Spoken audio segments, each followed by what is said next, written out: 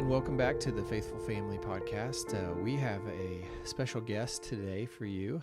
This was an idea of Natalie's. Natalie has such a learning spirit, and that's one of the things that I really appreciate about you is that, a lot of times we try to get information through books or through other resources, maybe our own experiences, or worst case scenario, we try to get it on our own.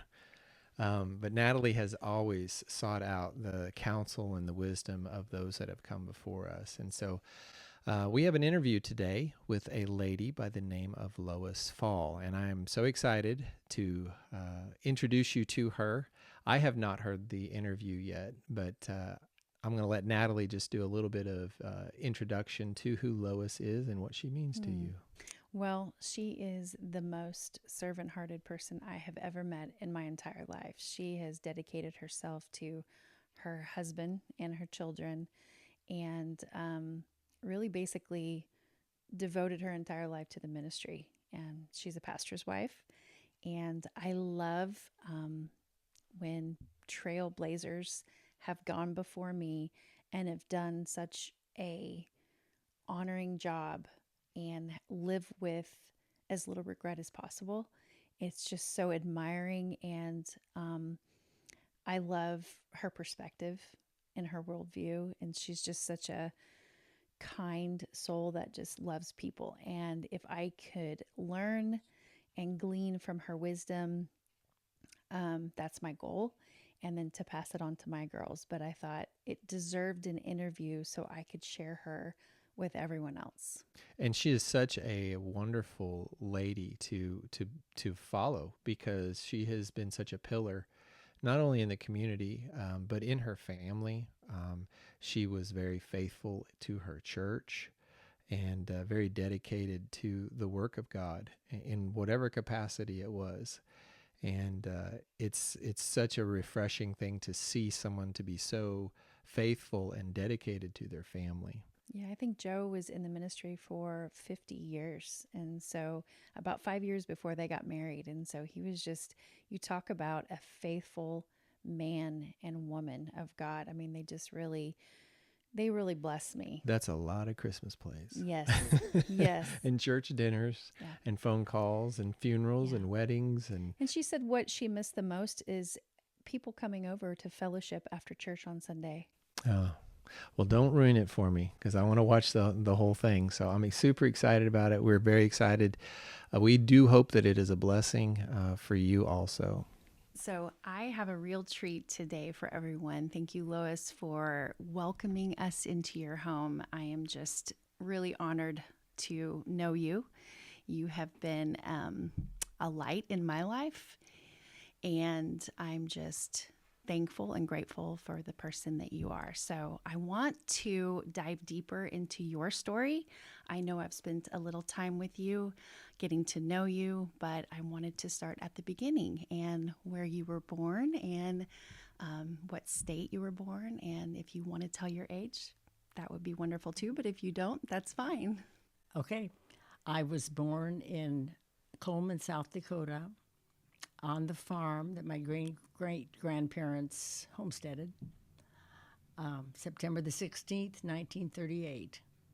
And it just so happened I was born in the same bedroom my dad was born in.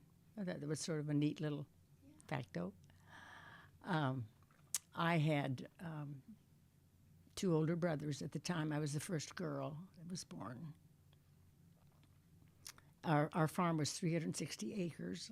And that my great-grandparents homesteaded in the late 1800s. That's where I was born. I was the only one of 7 children that was born on the farm. The rest were born at the hospital, and then the 2 boys were born at my grandmother's house. So I was the only one born on the farm. Okay. Wow. Okay. Didn't know that. Yeah. So tell me a little bit about your childhood and your parents. My parents, okay. Daddy was 9 years older than Mother. He met her when she was 16 at church, and he wanted to get married right then, but her parents wouldn't let her get married till she was 18. So she was married at 18. Mother was pretty quiet. Daddy was definitely the boss, you know. And but as you will hear later in my story, that dynamic changed when I was 15. But anyway, I had a wonderful childhood. It was a time, you know, in the 40s in South Dakota, rural South Dakota, was very innocent. You know, I never knew anybody that had committed suicide. I never heard the word abortion. You know, there's so much that's going on today that we didn't have a clue, you know. I don't remember too much about anything till I was about 5. And I'm sure things happened when I was 1, 2, 3, and 4, but I don't remember them. But we had a pretty big house, and I remember when I first had to go upstairs in one of the bedrooms and sleep by myself when my sister Helen was born when I was 5. And I was petrified. I just knew something was going to get me up there all by myself. You know, my brothers were up, but they were in a different room, of course. But I had a very good childhood. I felt safe. I felt loved. I felt secure. We were free to, you know, when Helen got older, we would walk the roads and pick wildflowers, you know. We'd go sometimes 3 miles from home. Nobody worried about us. Nobody came and got us, you know. Sometimes we never saw a soul that whole time, you know.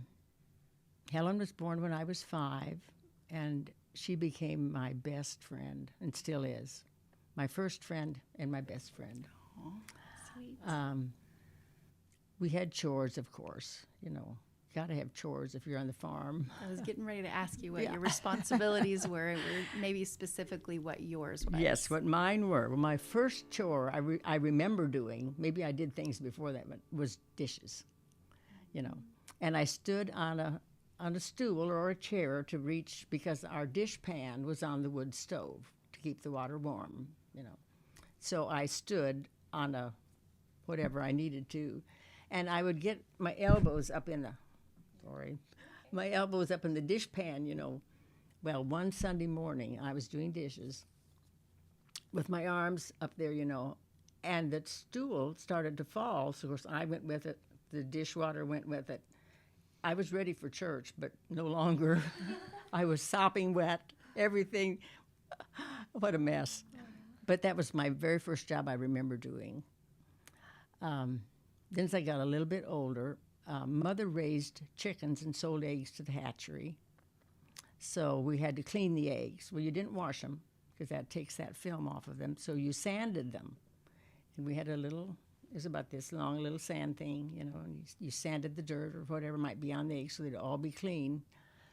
And I also gathered the eggs, you know, and you have 300 chickens, you know, there's several to gather.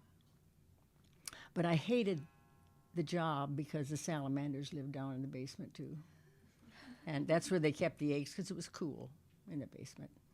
And that was the job that you could do. You know, you can be quite small and still do that job, and I remember doing that.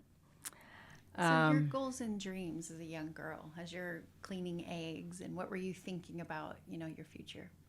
Well, when I was up until high school, I just dreamed I would marry a farmer, because I didn't know nothing but a farmer's life, you know, and I thought it was pretty great, you know. And so, yeah, I was going to marry a farmer and raise children, and just like my mom and dad, you know. Yeah. What were your favorite memories of your parents? I'm not sure. Daddy was quite strict. So I don't know if this is a favorite memory, but it's a memory.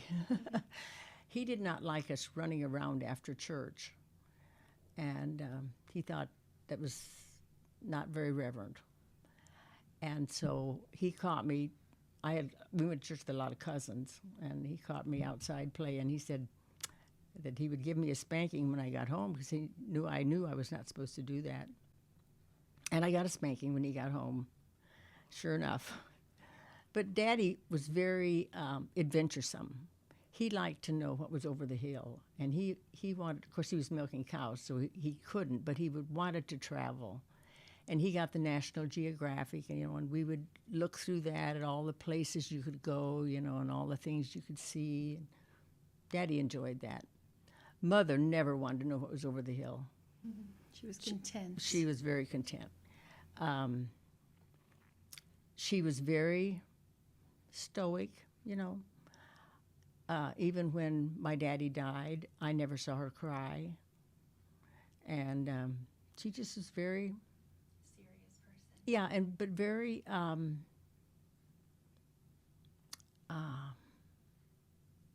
almost shy, But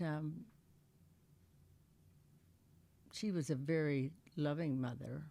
I remember many times when us girls would be sick, she would come up and she would sleep on the bottom of our bed all night long and get up the next day and do what you had to do, Yeah. Yeah. What are you most grateful for as a kid? As a kid, I think the security of the home. I never felt afraid. Well, I was afraid to sleep by myself, but I mean, I never felt afraid. I never even gave it a thought that one of my parents would leave. Never, Nice. And of course, by this time they were Christians, and so I have a lot of memories of daily devotions every morning, and going to church every time the church was open. Did your dad lead those devotions? Or Yes. Did okay. Daddy always led the devotions, yes. So when were you saved? I was saved, well, I'm not sure if I was 8 or 9, but I think it was about that age. I don't think I was 10. I think it was either 8 or 9. We had an evangelist come to our church, and he was a fiery preacher. I mean, he really was. His name was Phil Ward, and the night I was saved, he preached on hell. And I was very convicted because I knew all the bad things I'd done, And I was saved that night. I went forward and I was saved that night. And your parents were there? Oh, yes, yeah. And all of us were there that were born. There were some born after I was 10, but... So what was school like, public school like for you growing up? And what decades were those? Okay, well, I started school when I was 6. Actually, I guess I was 5. I turned 6 in September, We had a country school at the corner of our property, and it was called the Tote School because it was on our property. My grandparents donated an acre for the school. Wow. And there were all 8 grades, of course, in the school. When the first grade and second grade and third grade, I was the only girl in school. All the rest, of course, they were neighbors. All the rest were boys, including 2 of my brothers. And so they would go out at recess, and I would stay in, and the teacher would read to me Little House on the Prairie books, because that's the only thing we had in our library, was the Little House on the Prairie. That's the only thing.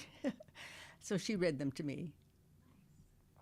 And I learned, not only from my dad, he loved to read, but from her, too, I learned a love for reading, But the boys would get in trouble, because they were boys.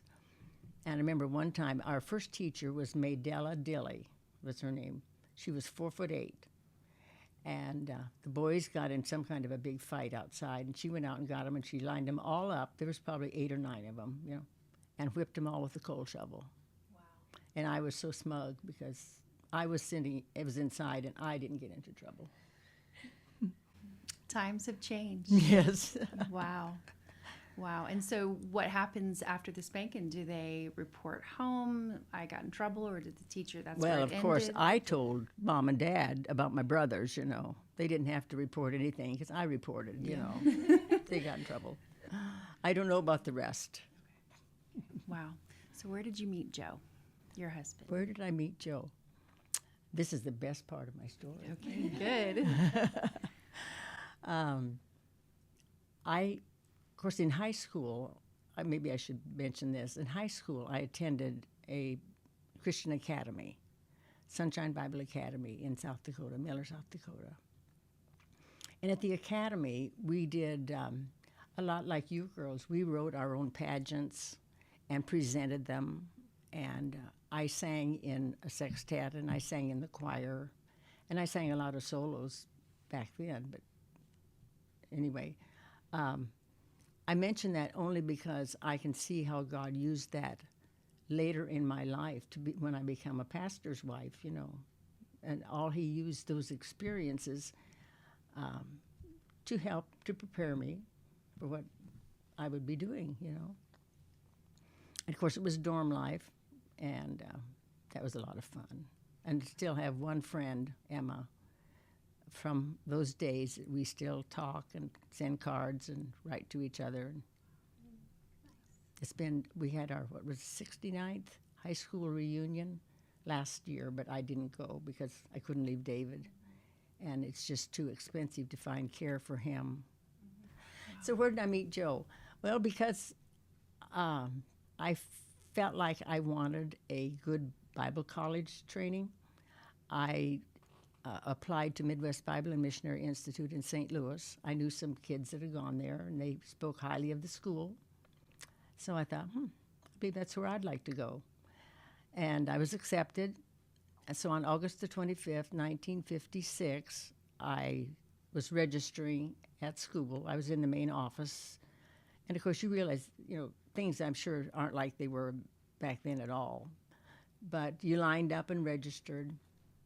Well, Joe was 4 or 5 people behind me, but I didn't know him from Adam, So I registered and went back to the dorm, And when he saw me in line, he went back to the dorm. He got out of line, went back to the dorm, and told his roommate, he said, "I've just seen the girl I'm going to marry."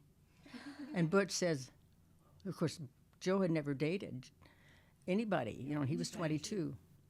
So Butch sat up in bed, and he said, "What?" He said, "I've just seen the girl I'm going to marry." "Well, what's her name?" He said, "I don't know yet." Oh, love at first sight. Yeah, Dr. Dobson says there's no such thing as love at first sight. It's true. He doesn't know Joe. But anyway, the next week, of course, we were there. We had to have orientation and all that stuff. So I was there before school started. So the week of orientation, we had orientation in the morning, and in the afternoon, we helped with a Bible school in downtown St. Louis, which was a lot of black children, and inner city children. But there were about 6 of us that went. Well, guess who the driver was? Joe. He drove us down. Of course, he worked in the Bible school too. But the very first day, of course, we all jumped in the car, went down to downtown St. Louis. But it was just so happened when we left to come home again, I was sitting right beside Joe. How he worked that out, I'm not sure, because I rode in the back seat going down. I'm in the front seat coming home, so I'm assuming he got in with... Okay.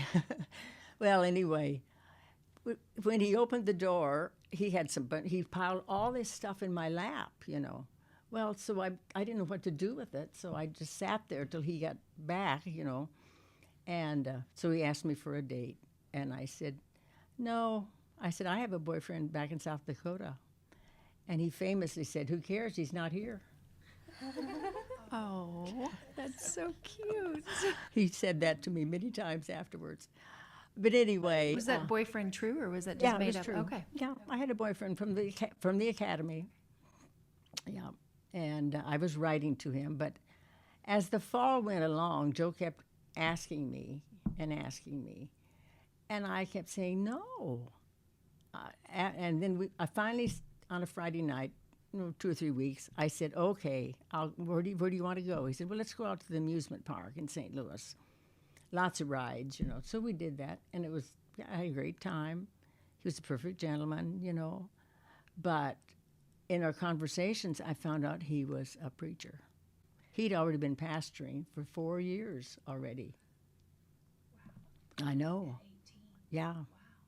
So anyway, I had said for a long time I would never marry a preacher because I never knew of any preachers' wives that were happy. They always looked like they were miserable. And I thought, who wants that, you know?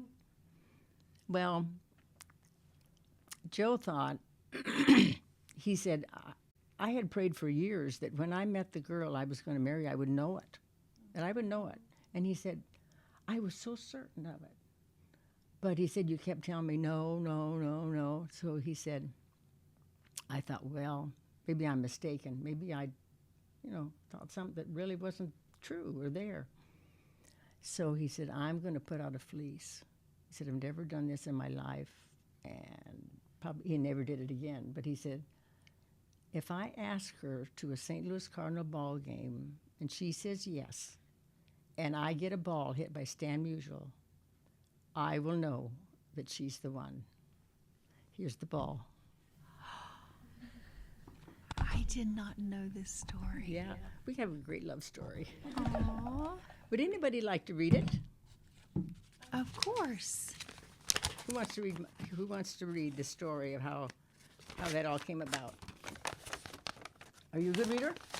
Right. Don't rattle the page too much. Okay. You read the story. Joe and I met in the fall of 1956 at Midwest Bible and Missionary Institute. It was located in St. Louis, Missouri, 3964 Washington Boulevard. Joe was a senior, I was a freshman. We happened to be registering at the same time. I did not know he existed, but he saw me in line and he asked my name. He went to his dorm and told his roommate, Butch Geralds, that he had just seen the girl he was going to marry. Butch sat up in amazement and could not believe his ears. I had arrived in St. Louis on August 25th, and it was several days before orientation would start. The school was asking for people to help with VBS in downtown St. Louis. I said I would help. Joe was also helping, and he was the only one with a car. So we rode down with Joe.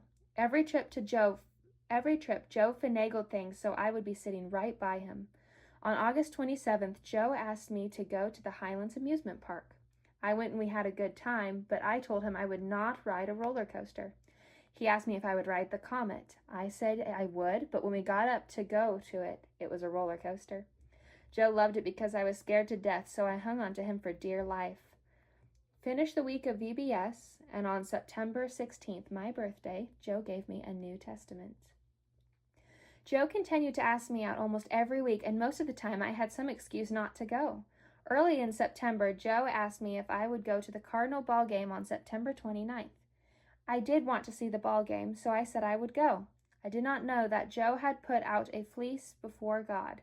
He prayed to God that if I was the one for him, that he would get a ball hit by Stan Musial. Before we went and we got our seats, a few men ahead of us were scrambling for a ball.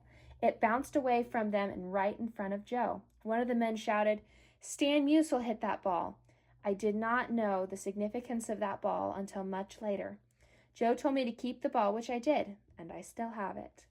In Joe's own words, in a letter he wrote me on December 30th, 1956, "Remember that time when we went to a ball game? Well, here's a confession. I really did pray about going. I wanted so badly to go, and for several days before going, in fact, it was almost 2 weeks, if you remember.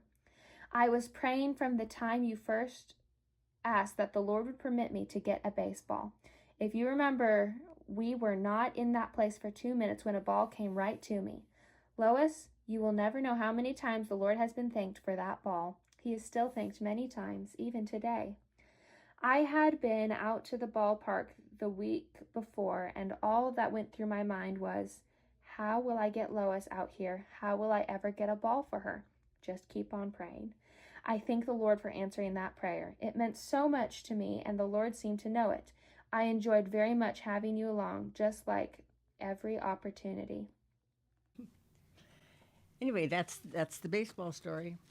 I wrote this down because my son Joe said, "Mother, I want you to write it down while you still remember it, and put the two together." So he said, "We will have it someday. The kids will have it someday." But that's really how come I ended up marrying Joe. It was God's will. I didn't dare say no. So how old were you both when you got married? I was 19 and he was 24. So how did Joe get called to the ministry? I know that you weren't in his life at that time. Right. When Joe was about 15 or 16, he had gone with a group from his church to Woodland Acres Bible Camp in Arkansas. And his dad was very active with that camp. And Joe went along as a camper, you know. The last night, of course, they always have a bonfire, you know, and a campfire. And so Joe said people were giving their testimonies, and he got up and he said, well, I think I'm going to be a preacher. And he sat down and he said, now that was a stupid thing to say. Because he said, I always said I would never be a preacher. But as he went and finished high school, by the time he finished high school, he said he knew there wasn't a big flash, wasn't a big call, but he knew in his heart God wanted him to be a preacher. So he went 1 year to Baptist Bible College. Well, first he went 1 year to SMS, and he knew that wasn't for him. So he went 1 year to Baptist Bible College, and he didn't really agree with their doctrine because they taught that they were the only the Bible Baptists were the bride of Christ. Nobody else was. They were, and he said, I knew that was not true. So then he registered for Midwest Bible and Missionary Institute, and then that's where I met him. But he was preparing for the ministry. And his very first year there was I forget his title, but there was a man that gave us all a Christian service assignments. And so he asked Joe, because Joe had a car, he said, would you like to pastor a church at Millersburg, Illinois? And he said, yes. I said, I would. He said, you have a car. So anyway, he drove 50 miles to church and 50 miles back every Sunday. And that was his first pastorate. But he'd already finished that pastorate and was on to North Duple Bible Church by the time I met him. He was on his second church already. Wow. So I remember there was a story that you obviously did not want to be a pastor's wife. Is that No. just because they were grumpy? Is that like... Yeah, I didn't really know one that seemed real happy and joyful, you know. Probably just as a kid, I didn't know them that well. It was just my assumption that they weren't. But anyway, now I don't want to be a pastor's wife. But we had met in the fall, and at Christmas, I went to South Dakota home for Christmas, and Joe sent me a dozen roses on Christmas Day. And I told Mom, I said, you can have these. I said, I don't even like this guy. I said, he's a preacher, and I don't want to be a preacher's wife. And but anyway, when I got back to school, of course, everybody on campus, since there was only 80 students, you knew everybody's business, you know. Everybody on campus was rooting for Joe. And they knew I kept telling him no, you know. So I got back to campus, and the first person that I met said, Joe had a date this week. And I was shocked because I was jealous. And I thought, well, this is dumb because I don't even like him, you know. But I settled my things and unpacked my suitcase and nonchalantly walked to the library. He might be there, you know. And he was. And I sat down and we talked for about 2 hours. And after that, I started going with him to church, to the North Duple Bible Church on Sunday mornings, unless I had another assignment that I had to do. And in a couple months, maybe it wasn't even that long, I'm not for sure, but it was a while. And I said to myself and to God, I said, okay, I have to know if this is what God wants me to do. Because I did not want to. So there was one night that I got on my knees and I said, Lord, I'm staying here till I know what you have for me. And I cried and I prayed and I asked the Lord to lead me, you know. And I was there a long time, 2 or 3 hours. But when I got up, I knew I was to marry Joe. But I didn't know that I really loved him. I wanted to love whoever I married. So that was another battle. And but I did date him some that spring. And when I went home, because I went home to South Dakota, and I worked at a Bible camp all summer. And Joe wrote me 58 letters that summer. He was traveling for the school, but he had time to write. And by the time the end of the summer was, I thought, I think I love this guy. He won your heart. I mean, yeah, he told me, he said, in one of his letters, he said, I've just been reading about Absalom stealing the hearts of the people. And he said, I aim to steal your heart from everybody else. Oh, that's sweet. So he wrote me 58 letters and sent me little gifts all summer. And he won my heart. Yep. And so you came back to school, stayed in Missouri? Well, what happened after that? Well, he traveled for the school, and he played his trombone, and he preached, and he had 2 other guys with him. They got back to St. Louis about August the 8th, and he had a week of Bible school at his church, And then he wrote me and said, if I would come to South Dakota, would you come back with me to school, So I wrote him and said, yeah, because you didn't make telephone calls. They were too expensive. I said, yes, I would. So when he got there, I just knew the first thing he was going to do was ask me to marry him, because he'd asked, and I don't know how many letters he'd asked me over, I want to marry you, I want to marry you. Anyway, he was there for 2 days, and he never said a word about that. We talked a lot. And I thought, well, I wonder if he's changed his mind. But anyway, the 3rd day he was there, everybody had gone to bed. We were sitting in the living room, and he said, I said to him, don't you have something you really want to ask me?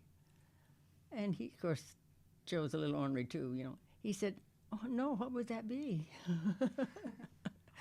I said, well, you've asked me a dozen times if I would marry you. I said, would you ask me again? And he said, well, if you say yes, I'll ask you. So that's how that went down. And then I did come back to school, and I finished my 2nd year.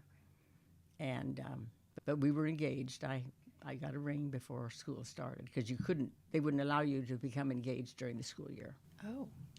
Yeah, it was and you didn't date Monday through Thursday, but you could date Friday and Saturday. I like that. Yeah. Neat. So after you guys got married, what was it like being a newlywed? Not for him, because he had been out of his house, but for you not to go back to your parents, and you're a newlywed, and now you're a pastor's wife. Well, to be honest, we were so in love, I didn't miss him for at least 2 years. After Rachel was born, then I found our first one. I really wanted to see Mom. I wanted to go home. But the first 2 years, I was oblivious. But I loved being a pastor's wife. And as I look over the years, I think, God knew so much better than I did what was good for me and what would satisfy every longing and every desire in my heart, And that it was being married to Joe and being a pastor's wife. That was it. So did you guys serve at the same church for 5 years? Okay, so this was a different church. No, we at the North Dupa Bible Church, where Joe was when we got married. We stayed there for 5 years. And Rachel was born. We were married 2.5 years, and Rachel was born. And then Joe was born. He was just a few months old when we came to Nixa. Okay. So we were there 5 years, and the church really grew. I just loved to hear Joe preach. I still do. I think the best preacher I ever heard. And so tell me more about the church you both served at for how many? 35? 40 years at Calvary. Yeah, we were 5 years at North Dupo. And in 1963,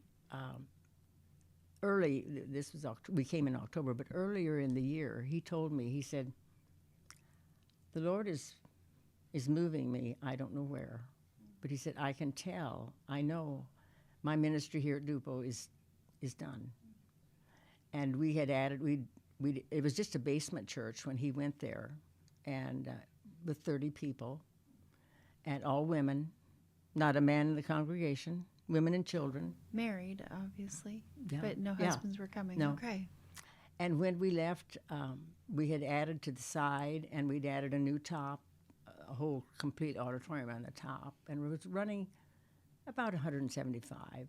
So it was very, very good ministry. And we were making $50 a week, you know. And I went to South Dakota to see Mom and Dad, took the 2 little kids, and Joe called me, and he said, "Honey, come home. We're moving to the country." And I didn't even know he'd been down here and candidated, but they didn't have a pastor. They had the new building that up there, you know, but they didn't have a pastor. So one of the ladies that went there at the time had known Joe's parents, you know, and so consequently she knew Joe as well. And she said, "Well, why don't you call Joe Fahl? See if he's interested." And so they did, and Joe came down and candidated, and the board met with him after the 2 messages, you know. He said, "Well," one of the men said, "We'd sure like to meet your wife, you know, before we make a decision." And Joe said, "Oh, you like her." Aww. And that was sort of crazy, you know. But anyway, So did they ever meet you? not before. Not Okay. Before. So he was pretty cut Yeah. and dry. Yeah. Matter of They fact. they wanted him to come, and the congregation voted 100% for him to come, and so we did. In October of 1963.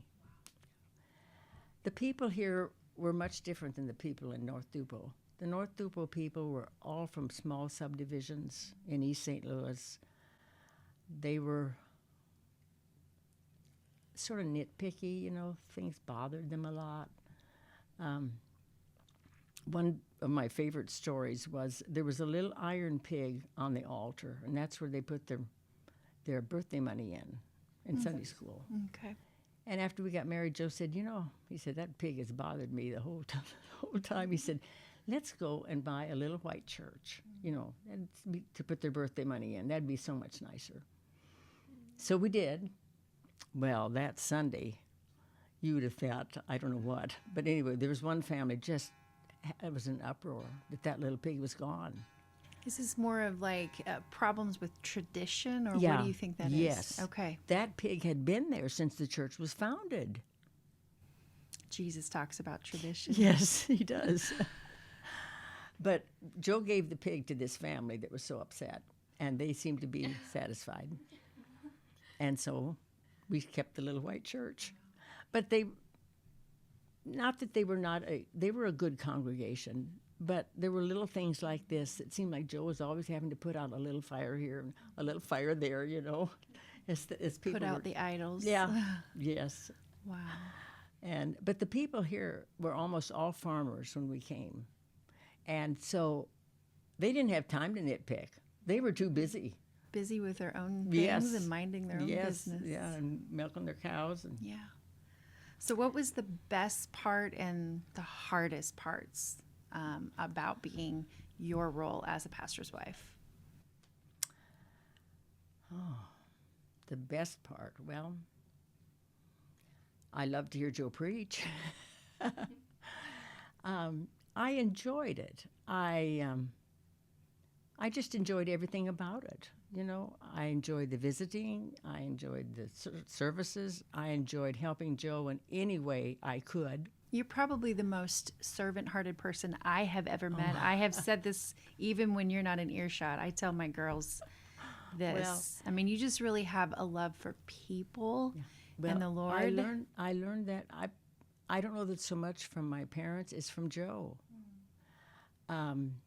He would say, you know, the Lord Jesus came to minister, not to be ministered onto. And he said, that's what we're to do.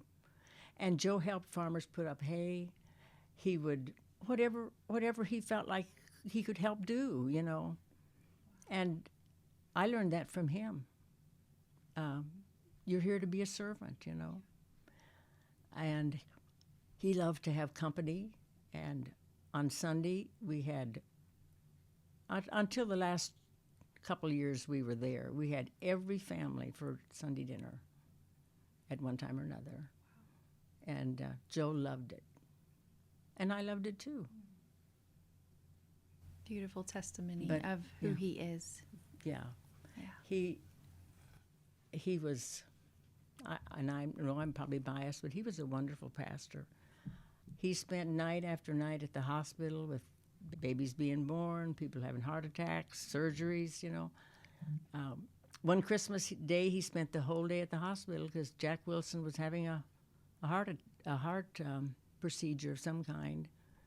And he was just that kind of a man. So obviously those are blessings and the best parts of being. What was the most difficult of being just a servant in the church in your role? I don't know that I ever felt like I had any difficult parts as far as being the pastor's wife here.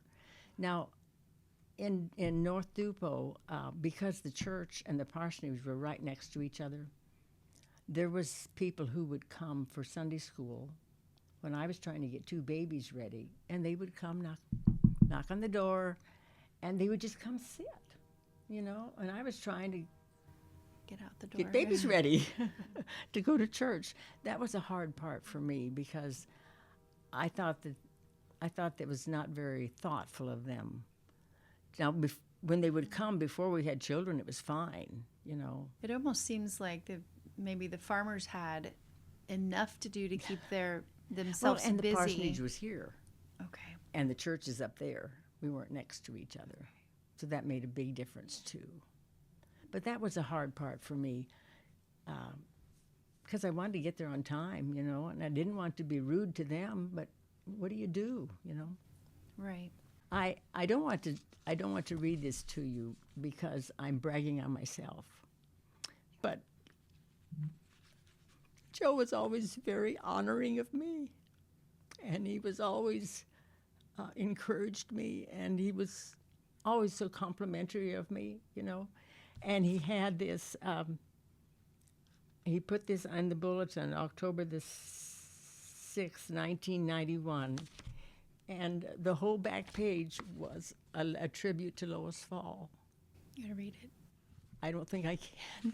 Okay. You could, Go ahead. oh, you're the reader. Yeah, But I'm not saying this to brag. I'm saying this who he is. how easy it was to be his wife and to be a pastor's wife, because he always appreciated me and he always honored me and he always Loved you. Yeah, and he loved me. Yeah, he loved me. There's no doubt about that. A tribute to Lois Fahl. On July 16, 1958, in a small Baptist church in Coleman, South Dakota, Lois Lorraine Totes was united in marriage with Joseph M. Fahl, then pastor of the North Dupo Bible Church in east of St. Louis. I knew I was in love with this beautiful 19-year-old girl and believed she would be a good minister's wife. For 33 years, she has proven over and over to be the greatest gift God could give me outside His Son, Jesus Christ. Because of her, my ministry has been blessed more than can be counted. God has truly given me a beautiful, lovely, talented, and gifted wife, loyal and true to God, me, her family, and to Calvary Bible Church. When Calvary Bible called me to be pastor, they never knew the great asset Mrs. Fahl would prove to be. When things have been difficult, when finances have been low, when the old house had been cold and hard to heat, or too hot to cool, her only complaint has been, "It would be nice if we could do this or that." She has never been envious or jealous over others' homes or possessions, and never asked of this church any unreasonable requests. Many remodeling jobs at the old house she did because she felt the church needed their finances in other projects. She has unselfishly labored, toiled, and worked days and long into the nights for this church and asked nothing in return. When some may have misunderstood something we may have said or done, she kept right along doing what she could for this church. She has never sought her own personal good. She has sought the good of the church, always. No task was too demeaning. It was never beneath her dignity to do any kind of work. Her time, talents, music, Awana, ladies' meetings, cooking, serving, supporting are innumerable. When asked to help, she never refused if it were possible to help. The list is endless. For 28 years, Lois Fahl has been this kind of a minister's wife to this church, and more. Words are inadequate to express my personal thanks and appreciation for my beloved wife, Lois. This tribute falls far short to tell them all the story. God bless you, honey. I love you. Thanks for being such a wonderful minister's wife. Those of you who know Lois know this and more is true. For all you have done to help her in every and any kind of way, thanks to you, and God bless you all. Oh, Wasn't that precious? was beautiful. Well, we have mutual acquaintances, and I can attest that those people that have been to your church 40 years ago still say the same thing about you today. Well, we loved them. We really did. And I learned that from Joe, to really love the people. Love them, you know. And I just, that was the kind of man he was. He supported me so, and he always bragged on me so, you know. And he was so easy to work with, you know. And So outside of Joe, what or who was your biggest influence in your personal life and also a hero of faith? my dad.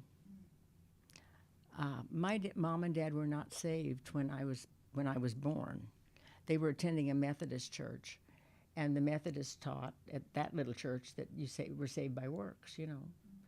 And they had an evangelist that came through, and he was teaching saved by grace. They had never heard saved by grace. And so this all happened before I was 5, because when I started remembering things at 5, they were saved, and we were having family devotions. So this happened, really, they hadn't been married long when they were saved.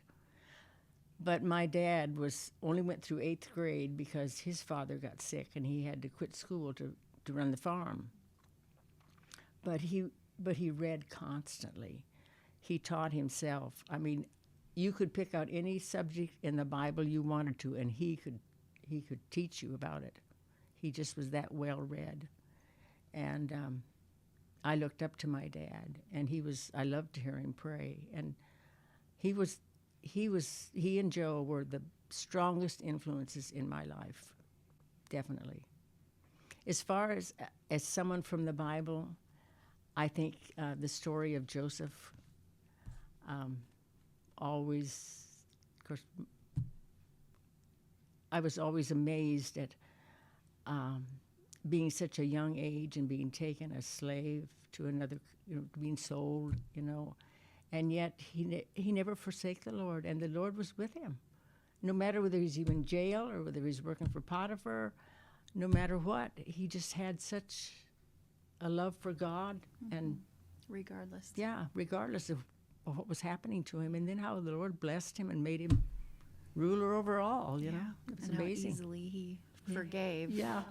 Yes, and the way he forgave that's such a neat story. How he forgave his brothers, but he made him a little uneasy for a while. A little ornery. Yes. Did you and Joe travel as a family with your 3 children? Yes. We made sure we went somewhere every year. But Joe would never be gone 2 Sundays in a row. Never. In 40 years, he was never gone 2 Sundays in a row.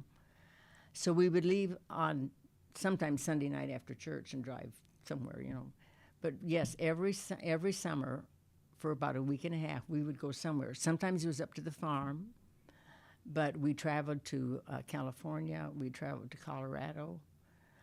We traveled to Florida. We traveled to South Carolina. The first year we were married before we had children, we went to Atlantic City, New Jersey, because when he lived in Pennsylvania, that's where they vacationed, and he wanted me to see it. But yeah, we traveled every summer. When you went to the Holy Land, when your kids were a little bit older, was that a missionary trip or just to see? It was because Joe wanted to go see Israel. He loved Israel, and he often preached on Israel and how that we are to love Israel. It's God's chosen people, And so we went, and it was amazing because he was going to go, And we had enough money for him to go. We didn't have enough money for both of us to go. And the man Oscar Cunningham, who was in charge of getting the tour together, he said, if you can get 6 people to go with you, Lois can go free. So Joe got busy and he got 6 people to go. So I went free. Anything else on him preaching it? You were telling me earlier about preaching it. No, he didn't fish at the Sea of Galilee. He was preaching somewhere, right? This is He was. We had the whole tour group was on this big boat. He got to preach a sermon on the Sea of Galilee, and then he got to also baptize. There was two of the people that went with us that he got to go with us that wanted to be baptized in the Jordan River. I mean, wanted to be so he baptized 2 people in the Jordan River. So he was. Almost all the people on our tour group, and there were about 30 of us, they were all old except Joe and I, and we were in our 40s, So when we would stop somewhere, Joe was always the first one off the bus, and he was always the last one on the bus. He wanted to see everything there was to see and do everything there was to do. And you only went one time? Yeah. Okay, wow. Yeah, we were planning to go back in 73 when war broke out, and the tour group canceled us. A little bit like today. Yeah. Very Yeah. uneasy. Wow. Yeah. So, speaking on the cultural changes, what have you seen over the last, 75 years, or even more, if you can remember, that have affected the breakdown of the family? Well, I think, in my opinion, the beginning of the feminist movement was the beginning of the breakdown of the family. And I think it was orchestrated by the devil himself to get women out of the home, get women into the workforce.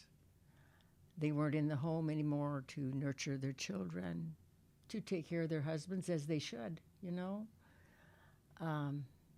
But instead, it seemed to many people that things were so costly that the wife had to go to work, And I think that was the beginning of the breakdown of the family, when the mothers left the homes, went to work. So when you hear even women today using those same type of arguments, and I'll go ahead and say excuses of, I've got to have a second car or a third car, or we've got to afford this, or we want to, remodel part of the house, or whatever it is that they would desire. I was hearing you, 10 minutes ago, Joe, talk about how you never asked above what was just needed. And so how were you able to stay home and be content with just what the Lord had provided you? I might say this too. Joe was on a free will offering. He never was on a salary the 40 years we were at Calvary. So whatever came in the Sunday morning offering, well, in fact, when it first came, he got the Sunday morning offering and the evening offering. And this went on a couple months, and Joe said to the board, he said, you got to pay your bills. You can't give me all the offering. So I will take just the morning offering, and then whatever comes in the evening would be for the upkeep of the church and the bills, that need to be paid, insurance, and, stuff always needs to be done. But, God was so faithful. I just can't say it enough, because in those 40 years that we never knew what we were going to get, it was a little hard on the income tax thing because you never knew what your salary was going to be. But we never missed a payment on anything, ever. We never were behind. There was never a bill that was not paid. We put 2 kids through college. I don't know. Joe always, when he would get paid, whether it was $30 or $300, the very first thing he did, this is so much, this is 10%, this is for God. That's the first thing, no matter what the bills were that week. But God always provided. It was just amazing. And because Joe was content, I was content.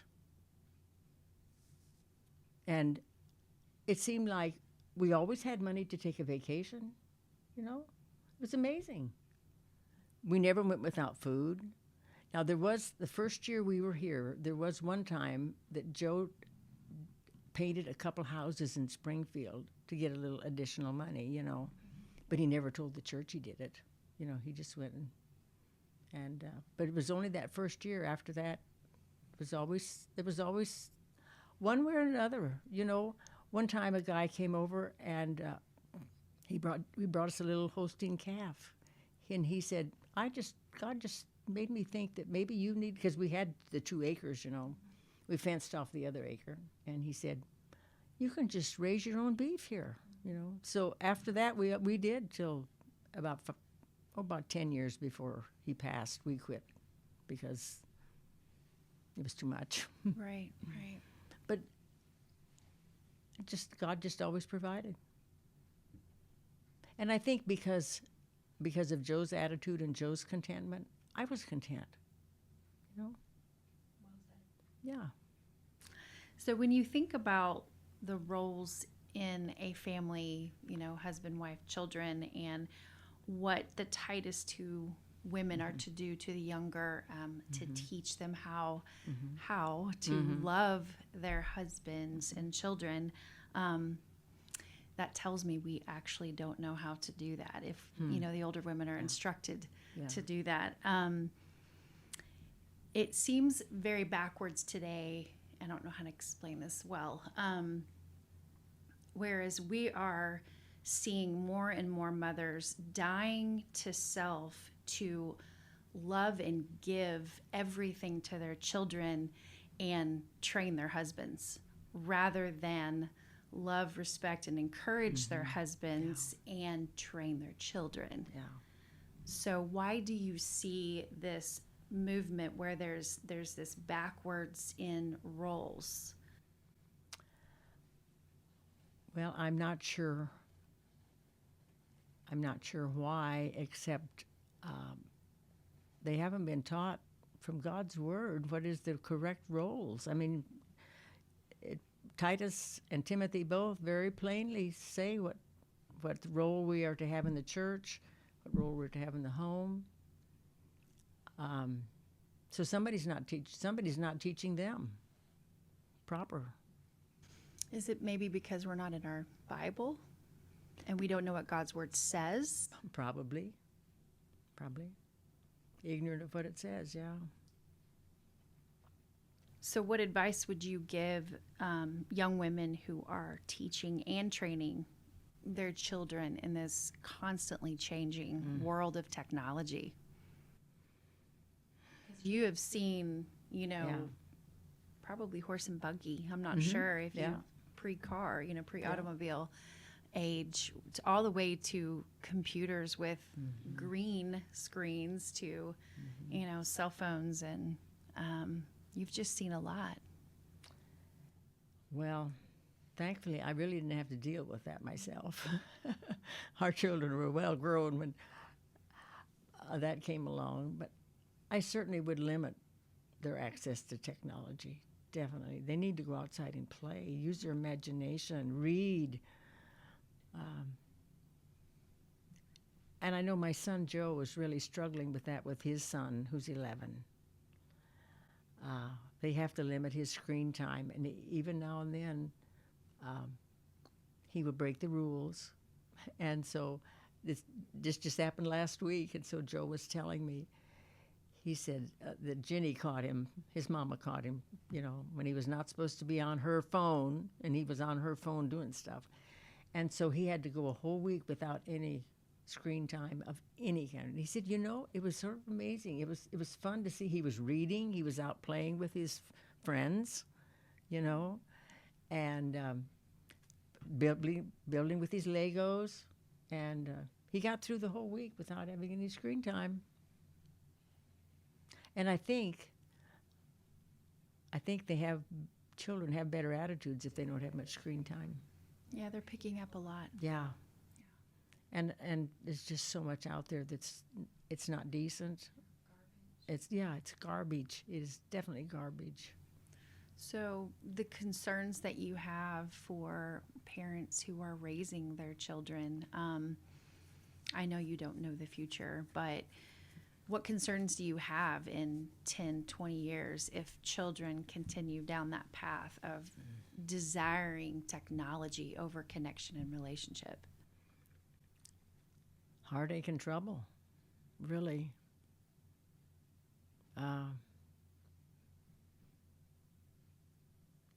I don't see, if they continue down that path, I don't see things like a good, solid marriage, because they've learned to be so selfish and do technology stuff as a substitute for hugging and kissing your wife, and spending time with her as you should, encouraging her. And no, I don't know the future, but I do have grandchildren. I have great-grandchildren even, so I'm concerned for them. So far, the parents have been pretty strict, which I think is good, because, my daddy was very strict. I loved to listen to the radio, but I was, because I like to listen to the ball games. That's where Joe got the thing. I liked ball games, But Daddy was very strict, how much time you could spend doing that foolishness, So he would use the word foolish. Oh, yeah, definitely. Definitely foolish. So since Joe's passing, what are some ways that God has just taken care of you and David? You're going to make me cry, Well, he just has. Last summer, I got a call from a lady that used to go to Calvary Bible Church, and she said, Larry McCroskey, who is at owns the Nixa Hardware, he has a fund that's set up for single mothers taking care of disabled children. And I nominated you, and you get the $2,000 out of the blue, And God's done this all of our life. In 2001, I know this is before Joe passed away, but in 2001, the church said, well, we're going to sell the parsonage because we want the next pastor to have a housing allowance. So Joe said, well, I would like to buy it. And you set a price for what you want. Well, then, which they did. And then, of course, in 2003, when we retired, he was having some physical problems, but he didn't know it was a brain tumor, which is what he had. And he said, I have to retire because if I can't give 100% to the church, it's time for somebody else to do the work.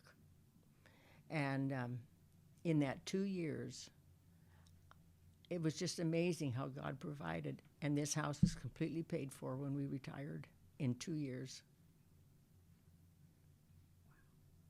And I know, if you are faithful to God and you give what is due God is due 10% more if you can. God just takes care of you. And those ways look different to us than they do the Lord. His ways absolutely. Are higher, and Yeah. so we might think we need something when in reality we don't. Right. That's right. So if you could go back and tell your younger self anything, what would that be? Just one thing? You name, we're here for a while, so you tell us anything you would like. Well, the first thing is I wouldn't have been so hard on Joe. Kept him in the dark for so long. I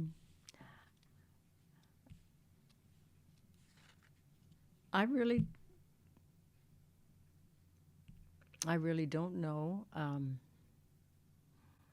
It depends if this younger self was before I got married. Both. Both. Okay. Both.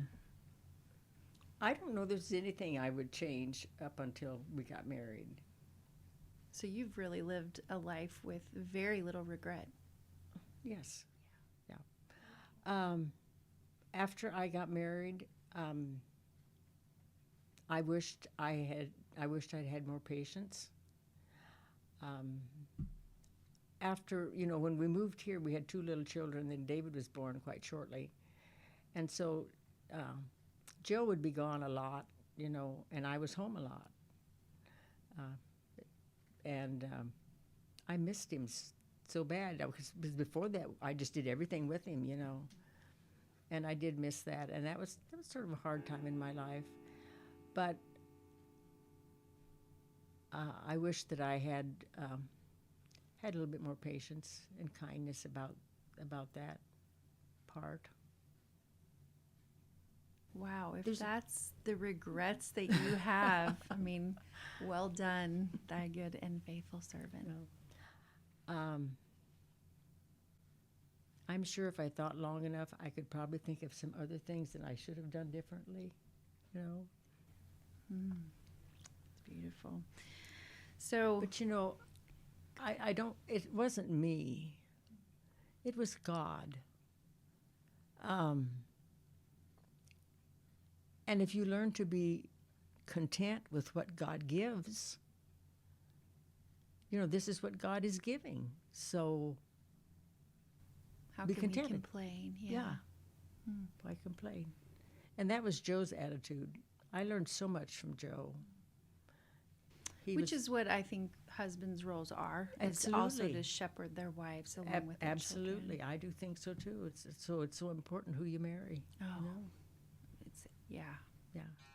Girls, it's really important who you marry. Yeah. They hear that from me. They've got a good dad, and yes. So very thankful, very grateful. Yeah.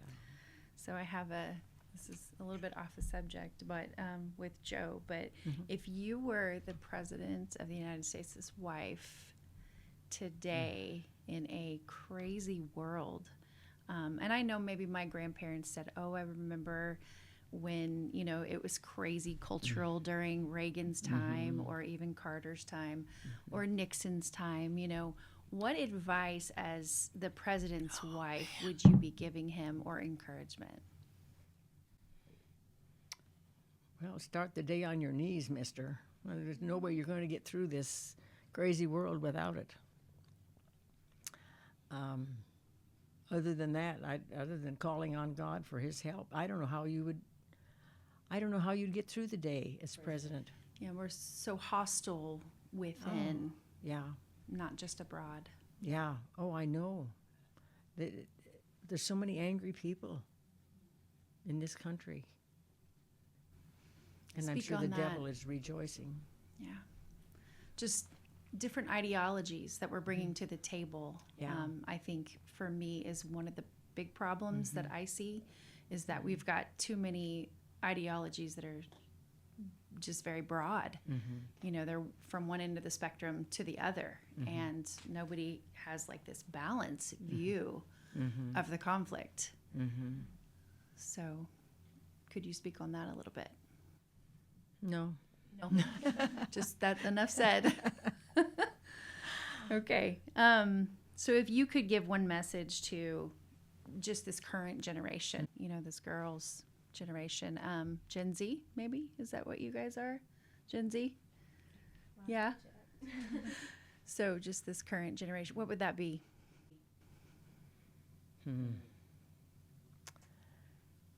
Well, it all goes back to God, Put God first in everything you do. Seek his will in everything you do. If you have to spend 3 or 4 hours on your knees finding out what God wants you to do it, That's really the most important thing in the life of a Christian that they can do. It's above seeking the right kind of friends, and which that's important. There are lots of things that are important. But the most important thing of all is your relationship with God. Know his word, know what's there so you know how to live. And I'm so thankful for the 2 years of Bible college that I had. It was very helpful in the academy that I went to. But I learned the most from Joe. Left a great legacy. Yeah. Our kids had a great dad. Would you like to share any more? I see a lot of things in front of you. I didn't know if you wanted to share that now or later. I don't care. Of course, all the letters. The letters. As you can see, they're old. You know, they're over 60 years old. Joe wrote me lots of poems. And as I was going through his letters, you know, after he passed away, because I didn't have time to read them, then I should have read them. You know, I thought, you know, it would have been nice on our anniversary if we'd have read a few of these letters every year. Wouldn't that be nice? Yeah. But they were packed away. But after he passed, as I was going through the letters, I found, and I knew he'd written me poems, you know, but I didn't know he wrote me so many. So I went and I had him put in a little book. You're welcome to look at the book if you want to. I actually have seen this. You girls can look This at is this. You've shown me. This is the day we got engaged. Up on the farm in South Dakota.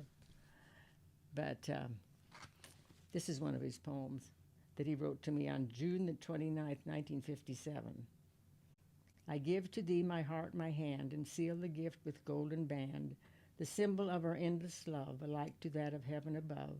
Thou art my own to have, to hold, forever to love, to serve, in sorrow and in joy.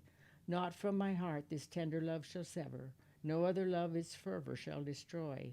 While time rolls on, I'll stand with thee, my love, my own, and cherish thee till our years are gone. Oh.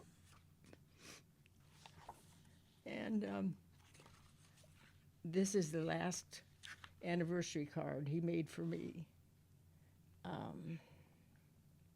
Must have been 2021. It was 2021. Happy anniversary to the woman who is just more than, I can't read it. I just cry. I'll try. More than my wife. You are my companion, my partner, my best friend, my lover, and my soulmate. No other woman could complete me as you do, and I love you more with each passing day. You are the most wonderful woman I could ever found to share my life with. I love you with all my heart.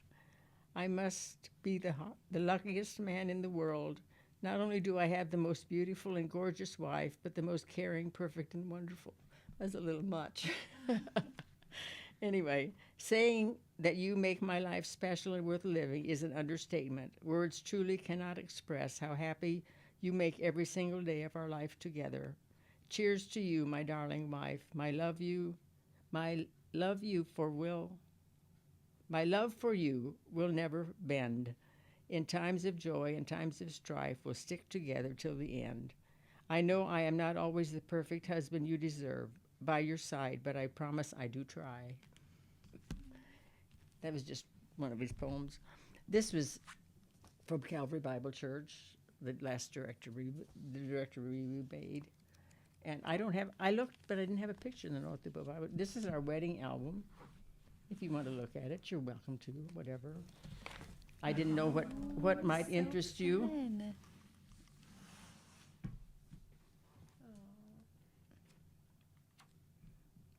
But he certainly was a loving husband. There's a pretty dress. I like your hairpiece. You asked a while back about the changes in the culture. Yes. So we sort of got sidetracked. Yeah, sorry. Modesty. Yeah, Yeah. modesty. The brides today, I'm just embarrassed for them. I think they're going to look back. This is my opinion. Yeah. They're going to look back and say, I wish I didn't do that. Yeah. You know,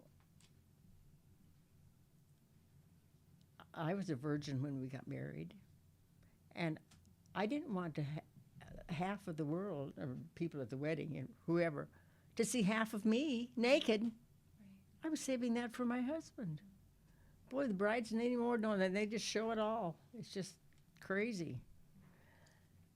And Seared conscience. Yeah. And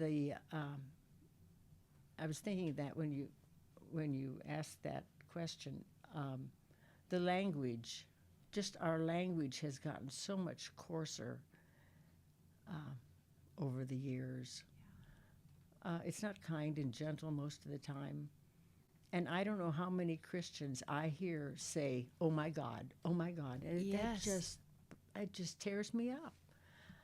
I don't know how they can do that without feeling One of the something in their commandments. conscience. Yeah. Yeah. And of course, sin is pretty blatant anymore, you know.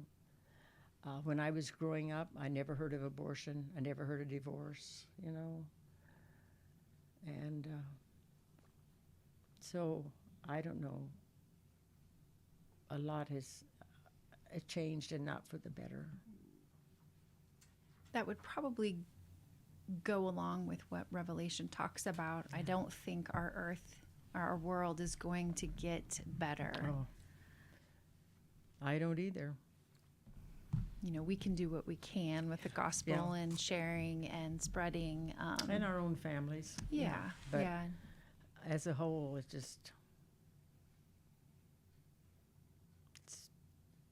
I'm looking for heaven. I'm Yes. looking for Jesus to come back and take us home out of this world. I usually have a book I leave on the table that David Jeremiah wrote. It's After the Rapture. And I leave it on the table because, you know, if the Lord comes, somebody might come into this home and find that book and say, maybe I should read that book.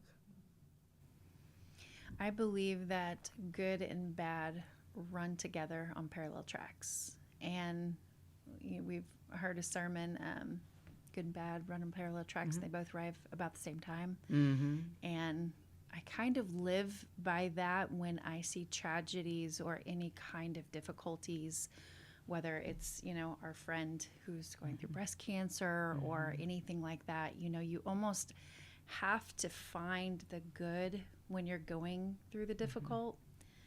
And if you don't, there's despair. But also, even if you're running on the track of good, there's always a difficulty right along with it as well. And so I think if we have the perspective of just having that healthy view of this is just what life is. I can speak to that because taking care of David, I see the same thing. You know, it's hard and it's tying down. I can't do much of anything, you know, because I have to be here, you know. But yet, at the same time, I think of all the good. You know, I think I have this house and it's paid for. I have food, lovely days. I have a garden. I like to read, and I can easily be content with myself here, you know, because I just am. I like to sew, you know, and so even though I am tied down, if I concentrate on that part of it, you get sort of grumpy. Yeah.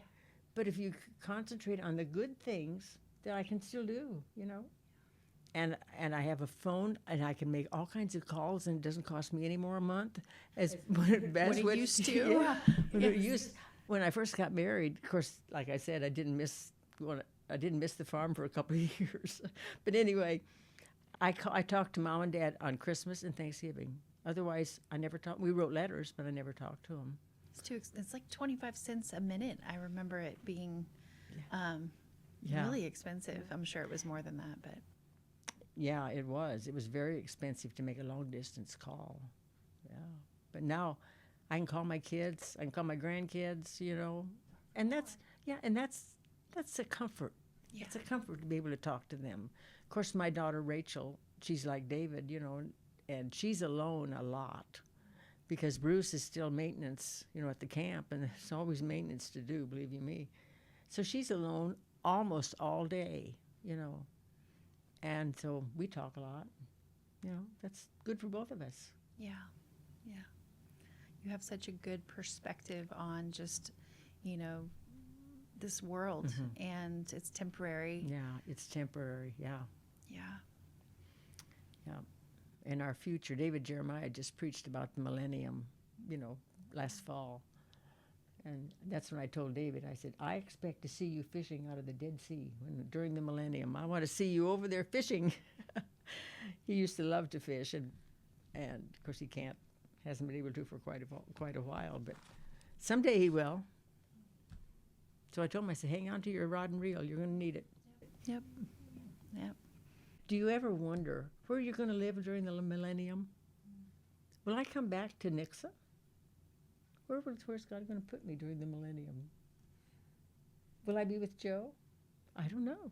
Revelation is so hard to untangle sometimes, and understanding the timeline of all that. Yeah. I thought, well, no matter where he puts me, I'll be happy. I'll have a new body. Because you know where you're going to. That's right, absolutely. And after the millennium, we're going to enter into the heaven, the new heavens, the new Jerusalem. Yeah, we have a great future. Yeah, no Christian should ever be sad. No, we should be the most joyful people. I know that's hard at times when people struggle here on earth, but if we have that perspective of this is so temporary, and our struggle here is... Right, and that's what I tell David when he gets discouraged. Because like I told your mom, every time he gets sick, he loses a little strength somewhere. And now he can't turn over in bed anymore, you know. So that's hard. But I'll tell him, I said, you know, son, one of these days, you're going to be in heaven, and you're going to think, that was a pretty short time down there. Yeah. But I'm going to be here forever and ever and ever and ever. Running, new body, flying, new legs. Yeah. Rejoicing, you know. No pain, no tears. Nope. Yeah. It's going to be, and I'm pretty close, you know. And I think the only reason I'm still here and the only reason that God has given me the health that I have is to take care of David. I agree. Again, you're the most servant-hearted person I know. Well, that's very kind of you. But God wants us all to be servants. So. You're amazing. You really are. You're just such a good example to me. Well, thank you. I hold on to the words you say. Well, even just not complaining as a wife and not being, grumpy to Jason or remembering that it's whatever we're walking through is temporary. That's right. Yeah. So thank you so much for sitting down. Is there anything else you want to share? Well, I'm waiting for some questions from these girls. Oh, yes, please. Come on, girls. There must be one.